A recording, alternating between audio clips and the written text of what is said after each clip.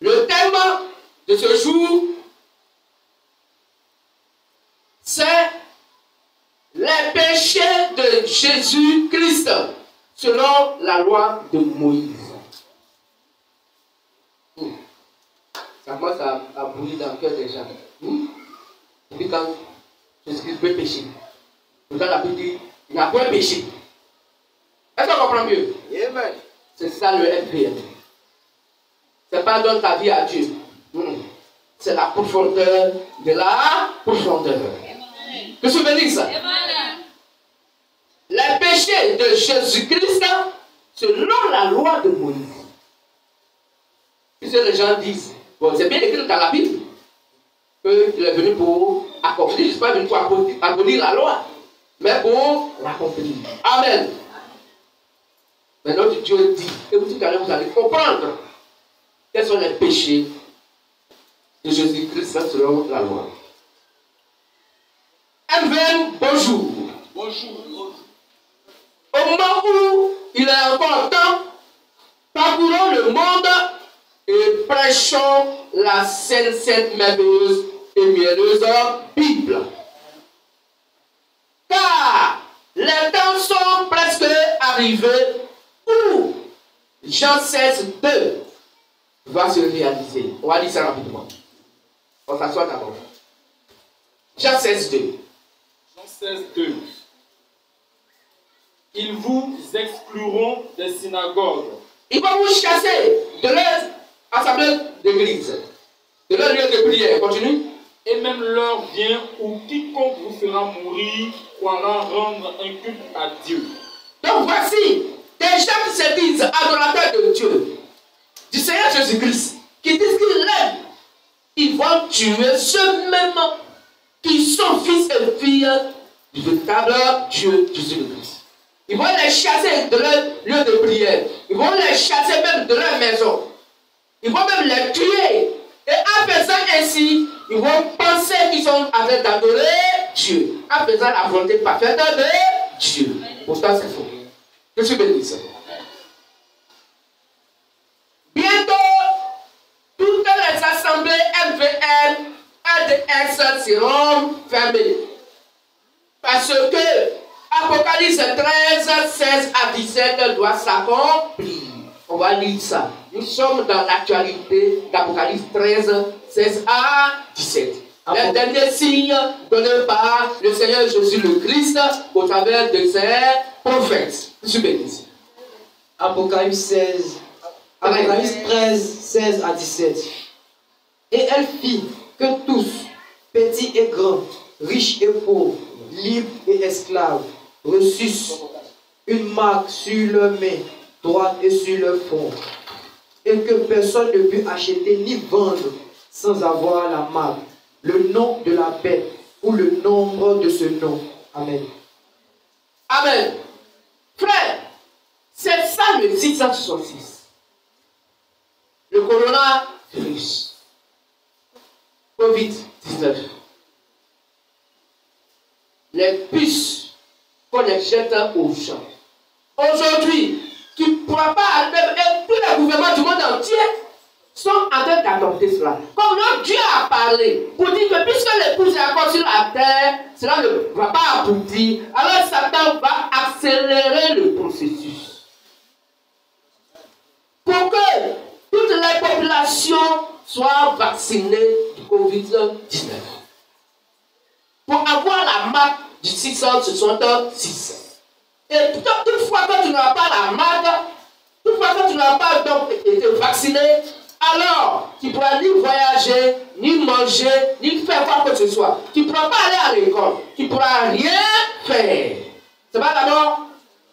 Donc Satan va obliger aux enfants de Dieu de désobéir à l'ordre de Dieu en faisant quoi? Donc le vaccin. Oh, Matthieu 24, 24 dit, aucun élu de Dieu ne pourra être séduit. Je suis béni. Donc nous là, on est serré. Je suis béni. On est serré. On écoute notre Dieu. Aucun ne pourra acheter, ni vendre, voyager, aller à l'école, faire quoi que ce soit. tant que tu n'as pas eu la marque de la bête, 666, à savoir donc le vaccin contre le coronavirus. Pour que désormais, toi-même tu marches comme un ordinateur. Parce que tu as passé, on ne fait que mettre le scanner sur toi, et puis tu as déjà fait de payer. Ça sort dans leur ordinateur au guichet, on dit que tu es ta chose. Que je bénisse. Mais c'est le signe pour déterminer que l'enlèvement est proche. La fête de tension a arrivé. Ce sont les grands signes donnés par les Saintes Écritures. Au moment où nous regardons à la Côte d'Ivoire, nous avons aussi les yeux sur Israël physique. Car là où se trouve le temple de Jérusalem qui a été détruit, c'est là que les Palestiniens ont déposé la mosquée Touba. Or, la Bible dit que quand le figuier va reverdir, alors donc l'avènement du Fils de l'homme est proche. La fête du monde est proche. Or, le figuier de Dieu s'appelle le peuple d'Israël. Il est mis à déportation, donc éparpillé partout dans le monde entier. C'est hier en 1948 que Israël est devenu une nation et tous sont revenus sur leur terre. Amen. Quand ils sont arrivés, les musulmans ont dit à tout prix. Et aujourd'hui, le combat qui se fait, c'est le combat de la terre. Amen. Parce que les musulmans disent que c'est pour eux. Israël dit que ça c'est pour eux. Que je bénisse. C'est le dernier signe que la Bible a donné, que le prophète William Baron Branham aussi donc, a donné. Que je bénisse. Et l'Amérique est là pour pouvoir donc chercher à les réconcilier. Le Vatican est là, il va vouloir donc les réconcilier. Mais quand il va avoir la réconciliation, ça ne va pas durer. Et la guerre va éclater. Est-ce qu'on comprend bien? Donc nous sommes dans le dernier temps, c'est fini. C'est maintenant là, si tu veux rentrer dans l'enlèvement, si tu veux rentrer dans la bergère de Jésus-Christ, c'est le moment qui est là. Il n'y a plus de délai. Les temps sont terminés. Au verset 15 dit, donc celui qui croira qui sera baptisé sera sauvé, mais celui qui ne croit pas sera condamné. Que je bénisse. Amen. Que je bénisse. Amen. Donc Apocalypse 13 nous dit, 7 à 17, que quand vous allez voir ces choses, c'est que tout est terminé. Ils sont déjà dans le temps. C'est fini. Le monde est terminé. L'Église des nations est dit à sa fin. C'est nous MVM que notre Dieu attend. Donc que nos frères et sœurs rentrent. Vous avez vu la prière que notre Dieu nous demande de faire. Que tous les fils et les filles du Dieu de la Sainte-Bible dans le monde entier retournent à leur patrie, l'Afrique. Là où Dieu est quitté. Que tous les enfants de Dieu doivent revenir à Dieu. Tous les cerveaux, donc éparpillés dans le monde entier, qui sont les fils et les filles de Dieu, qui sont éparpillés dans le monde entier, vont retourner chacun dans sa patrie. Précisément en Côte d'Ivoire. N'oublions pas que notre Dieu nous a parlé de l'université de la science de la Bible. Il faut des cerveaux pour ça. Il se bénisse. Il fera cela à son temps, au temps marqué par lui-même.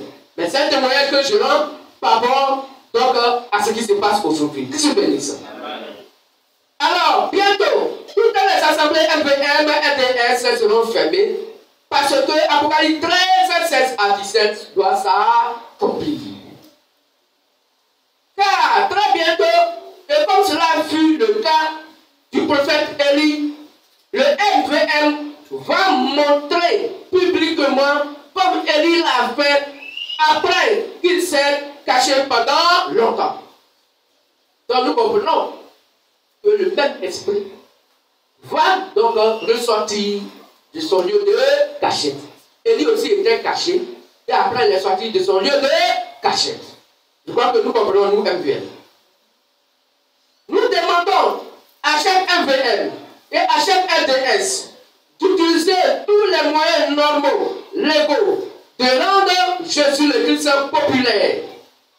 Laissez-moi vous effrayer un peu. Alors que c'est la pure vérité. Le MVM est à la fin de sa course. MVM là, touchez la table là-bas. Le MVM, ouais, t'as dit que tu dors, pourquoi tu dors? Le MVM va bientôt, donc le MVM est à la fin de sa course. Le MVM va bientôt quitter la scène afin que Satan soit libre pour mener à bien son œuvre. Selon 2 Thessaloniciens 2, 7 à 8. On va lire ça rapidement. 2 Thessaloniciens 2, 7 à 8. Car le mystère de l'iniquité agit déjà. Il faut seulement que celui qui le retient encore ait disparu. Et alors paraîtra l'impie que le Seigneur Jésus détruira par le souffle de sa bouche et qu'il anéantira par l'éclat de son avènement. Amen. Amen. Donc quand nous allons quitter la terre, Satan va créer la chenille à ceux qui vont rester. La grande tribulation. Il va entrer des gens. Tuer. Ce serait vraiment une grande désolation. Et raison pour laquelle Dieu nous demande de vivre la sanctification de l'évangile. Si tu veux rentrer dans l'enlèvement, oublie ta chair, oublie ton corps, oublie ta pauvre petite personne. Oublie ça. Oublie les plaisirs de ce monde. Oublie ça. Faut oublier ça. Parce que Dieu t'a servi sur la terre, pour toi d'être là-bas. Tu n'as pas mangé 2 fois. Ah, toi aussi. Monsieur bénisse. Et tu n'as pas mangé 2 fois. Il t'a donné ici, tu vas te donner là-bas. Non, non, non. Que se bénisse. Pour dire simplement que nous devons vivre la sanctification de l'évangile. Là où nous sommes, n'est plus à l'heure de la doctrine, mais à l'application de la doctrine. Ça veut dire de garder la doctrine dans le cœur. Elle est déjà. Il faut maintenant l'exécuter. Il faut maintenant exécuter la parole que nous avons entendue et qui est dans notre cœur. Amen. Amen. En vivant la sanctification de l'évangile. Donc Dieu regarde maintenant à notre comportement. Or, quand nous a appelés, il dit venez à moi tel que vous êtes. Chacun est venu avec tous ses mauvais comportements. L'évangile étant entré en nous, nous a lavé, nous a ciré, nous a habillés. Bon, voilà votre comportement. Et puis voilà une bonne chaise. Dieu n'a qu'à nous mettre où? Bonne chaise. Mais pourquoi on va savoir où ta comportement? Donc il ne peut pas aimer que lui qui s'occupait de toi, il t'a donné tout l'or. L'or est trouvé cette fois, qui est la bonne nouvelle, le vrai évangile, que tu as reçu, et tu vas encore mettre ça dans la pensée humaine. Pourquoi? Il va te chicoter. Et la chicote peut aller jusqu'à la mort. Un côté 5 et assez. Que tu bénisses. Amen. Que tu bénisses. Amen. Le cas, le mystère de l'iniquité agit déjà. Satan est déjà en mouvement. Malheur à toi la terre, car Satan est descendu vers toi à mettre une ardente colère. Apocalypse 12, verset 12. Que je bénisse. Que je bénisse. Amen.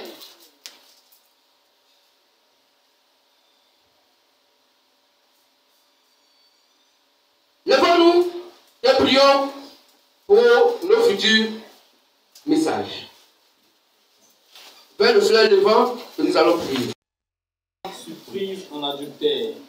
Et, la plaçant au milieu du peuple, ils dirent à Jésus, Maître, cette femme a été surprise en flagrant délit d'adultère. Moïse, dans la loi, nous a ordonné de lapider de telles femmes. Toi donc, que dis-tu? Amen. Amen.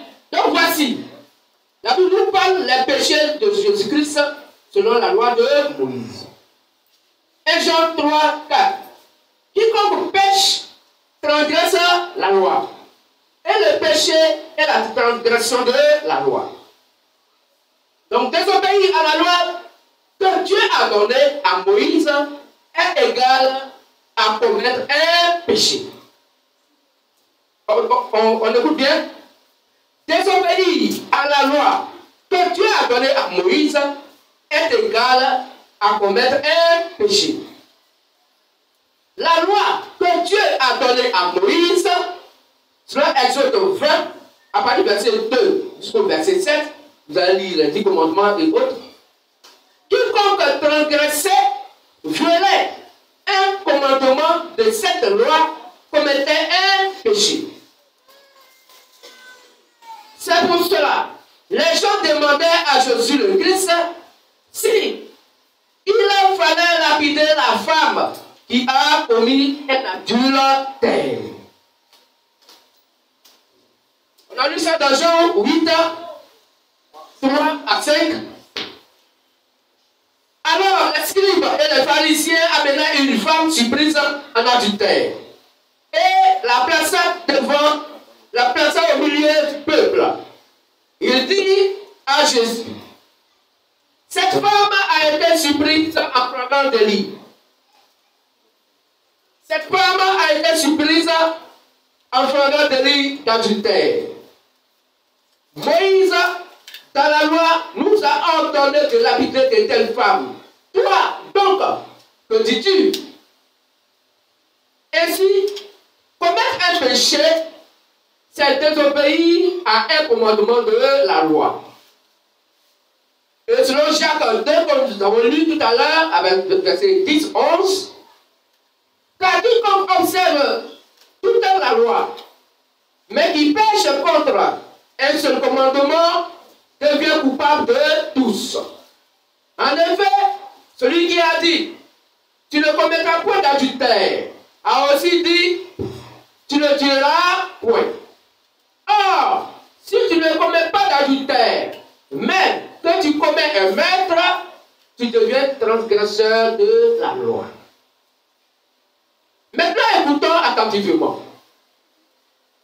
Si la violation, la transgression d'un commandement de la loi est égale à commettre un péché, alors Jésus le Christ est un grand pécheur.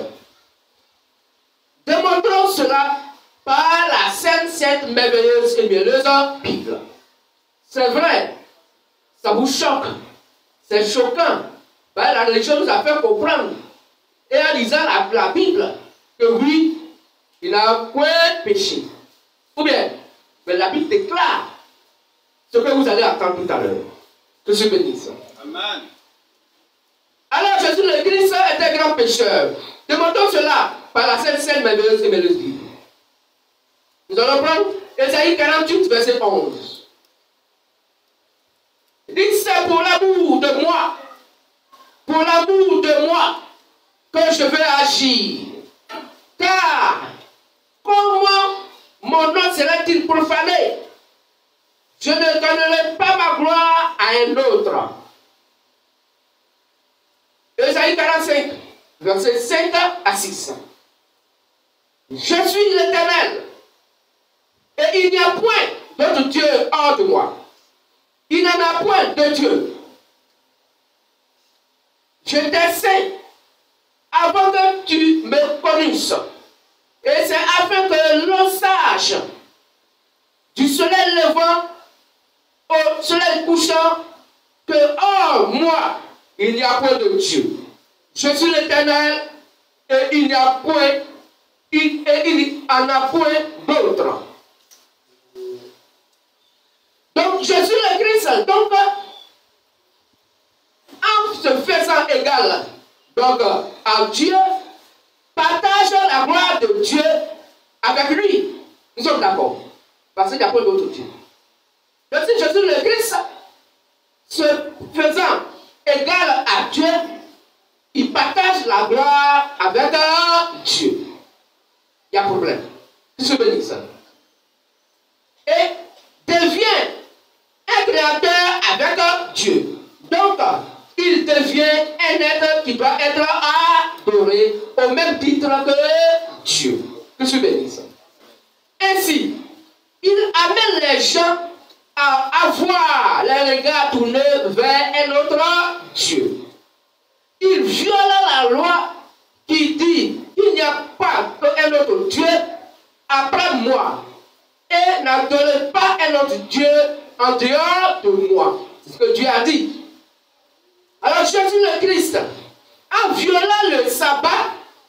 transgresse non seulement la loi, non seulement il viole le sabbat, et il dit qu'il est au-dessus du sabbat et qu'il est maître du sabbat. Est-ce qu'on comprend? Amen. Donc il a violé la loi de Moïse. En violant la loi de Moïse, on est transgresseur de la loi. Donc on commet quoi? Un péché. Vous vous souvenez de ça? Matthieu 12, 8. Car le Fils de l'homme est le maître du sabbat. Jean 5, verset 16. C'est pourquoi les Juifs poursuivaient Jésus, parce qu'il faisait ces choses le jour de sabbat. Donc il transgressait encore la loi de Moïse. On suit bien? Que se bénisse. Jean 5, 18. À cause de cela, les Juifs cherchaient encore plus à le faire mourir, non seulement parce qu'il violait le sabbat, mais parce qu'il appelait Dieu son propre Père, se faisant lui-même égal à Dieu. On dit à ce Dieu. Et si lui se fait égal à Dieu, vous comprenez? Il y a un problème. Qui se bénisse. Jésus le Christ partait dans les champs, des champs, et il prenait ce qu'il trouvait sans l'accord de ceux-ci. C'est quoi? Comment on appelle la personne? Un voleur. Donc Jésus le Christ était un voleur. Il transgresse la loi de Moïse. Oh, il a dit, tu ne voleras pas. Tu te bénisse. Amen. Matthieu 12, 1 à 3. En ce temps-là, Jésus traversa des champs de blé, un jour de sabbat. Ses disciples qui avaient faim se mirent à marcher, à arracher des épis et à manger. Les pharisiens, voyant cela, lui dirent, voici tes disciples font ce qu'il n'est pas permis de faire pendant le sabbat. Mais Jésus leur répondit, n'avez-vous pas lu ce que fit David lorsqu'il eut faim, lui et ceux qui étaient avec lui? Jésus le Christ, étant né en dehors du mariage, est un enfant quoi? Illégitime. Voilà quoi le problème.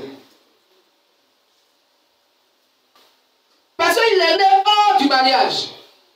Joseph avait simplement fiancé Marie. Est-ce qu'on comprend mieux? Il n'était pas encore marié. C'est pourquoi Joseph ne connaissait pas encore Marie. Les deux ne partaient pas ensemble. Et c'est là que Jésus est né, dans leur famille. Est-ce qu'on comprend mieux?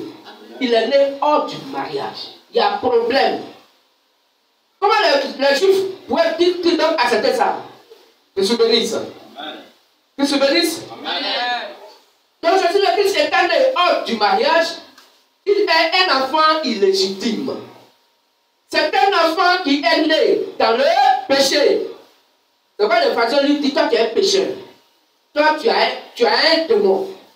Que se bénisse. Jésus le Christ insultait les gens qui étaient plus âgés que lui. C'était un enfant quoi? Impoli. Luc 13, 31, 32. Luc 13, 31 à 32. Ce même jour, quelques pharisiens vinrent lui dire, va-t'en, pas d'ici, car Hérode va te tuer. Il leur répondit, allez, et dites à ce renard, pour un roi, tu l'appelles renard. Tu es un enfant. Il dit, allez, et dites à ce renard, voici, je chasse les démons, je fais des guérisons, aujourd'hui et demain. Et le troisième jour, je l'ai fini. Vous comprenez? Un enfant impoli. Un enfant qui se dit égal à Dieu, qui se mesure à Dieu. Un enfant voleur. il vole d'achat des gens, et puis c'est pas excusé. Hein? Est-ce qu'on comprend mieux? Il ne s'est pas excusé. Il dit, si vous voulez me condamner, allez condamner David d'abord.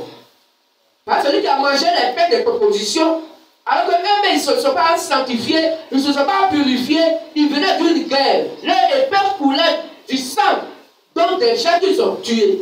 Ils avaient peur, ils sont rentrés donc dans le sanctuaire, ils sont rentrés dans le lieu de prière. Et ils ont pris les pains de proposition qui sont là consacrés à Dieu. Amen. C'est-à-dire les pains qu'on doit prendre pour faire cette scène-là. Les pains qui sont consacrés à Dieu. Ils ont pris et puis ils ont mangé. Alors je m'en fous. Devant Dieu. Et puis Dieu t'avait dit.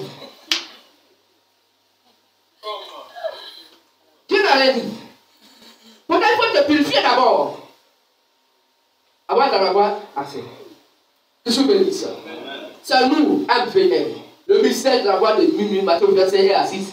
C'est à nous seuls que le Dieu véritable de la Sainte Bible, Christ Jésus, donc manifesté aujourd'hui, afin que le Saint-Esprit Père, c'est à nous qu'il donne toutes ces révélations. La religion ne sait pas de cette chose. Ça ne veut rien. Amen. Quand tu vas lui dire que Jésus c'est un menteur, il a menti. Attaquer une mère violant la loi de Moïse, oui. Amen. Non, il ne peut pas violer la loi de Moïse. Mais la Bible dit, il a violé le sabbat, il a volé, il est impoli, il est sur les grandes personnes, parti patata. Quand quelqu'un fait les choses comme ça, comment on l'appelle? On l'appelle comment? Que je bénisse. Que je bénisse. Non mais, la Bible dit, il est venu pour accomplir la loi. Quelle loi pour l'accomplir? Mais quelle loi il est venu accomplir? C'est quelle loi il est venu pour accomplir? Il n'est pas venu pour accomplir les 10 commandements de Moïse, mais il a accompli donc les versets dont les prophètes ont parlé qui le concernaient. Est-ce qu'on comprend mieux? Il a accompli les versets dont les prophètes ont parlé d'avance à son sujet et qui le concernaient. Isaïe 53. Est-ce qu'on comprend mieux? Pour dire qu'il devait venir sur la terre pour accomplir ces versets-là. C'est ces versets qui sont accomplis. Il est venu pour mourir pour nous et nous ouvrir la voie du salut afin que nous puissions retourner au Père. Il est venu accomplir Jean 14, 6. Je suis le chemin, la vérité et la vie. Nous ne pouvons aller au Père en passant par moi. Voici ce qu'il est venu pour accomplir. Car il n'est pas venu accomplir la loi de Moïse. Quand la loi de Moïse, elle est meurtrière, tout ce que la loi sait faire, c'est de condamner. C'est pourquoi Dieu doit amener tout le monde à la loi pour que tout soit tenu coupable devant Dieu. Et que nul ne puisse se glorifier devant Dieu. Amen. Je suis béni. Donc voici, selon la loi de Moïse, les péchés du Seigneur Jésus Christ. Amen. Je suis béni. Je suis béni. Donc, voici ce que dit la Bible. Dans Luc 13, 31 à 32, ce même jour, quelques pharisiens vinrent lui dire: Va-t'en, pas d'ici, car Hérode veut te tuer. Des gens qui sont de bonne humeur avec toi, des gens qui se soucient de quelqu'un. Vous dites: ah, quelqu'un veut te tuer, il faut t'évader. Écoutez la réponse. Il leur répondit: allez, dites à ce renard, voici, je chasse les démons, je fais des guérisons, aujourd'hui et demain, et le troisième jour, j'aurai fini. Est-ce que vous comprenez? Mais non, c'est dit, c'est ce que Jésus a dit. Or, la même Jésus disait, ce temps vous allez le détruire en un jour, et le troisième jour, je vais le répartir. C'est le même langage qu'il a tenu. Que vous voyez les actes que je pose, dont la Torah a parlé, car Moïse a écrit à mon sujet, et toute la Bible parle de moi. Donc si vous avez cru à Moïse, vous donc croirez à moi, car Moïse a écrit de moi. Amen. Mais vous avez pour père le diable, et vous avez accompli les désirs de votre père. Il a été maître dès le commencement. Et quand il parle du mensonge, il parle de son père faux, car il est menteur et le père du mensonge. Je suis béni. Donc voici les péchés du Seigneur Jésus le Christ selon la loi de Moïse. Conclusion. Si nous voulons considérer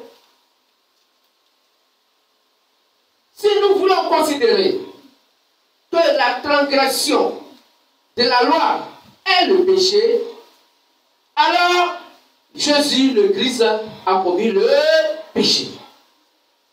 Si nous voulons considérer que la transgression de la loi est le péché, comme Jésus a transgressé la loi de Moïse, alors lui aussi, il a commis le péché. Est-ce bien saisi? Oui. On peut acclamer fortement notre Dieu, Jésus.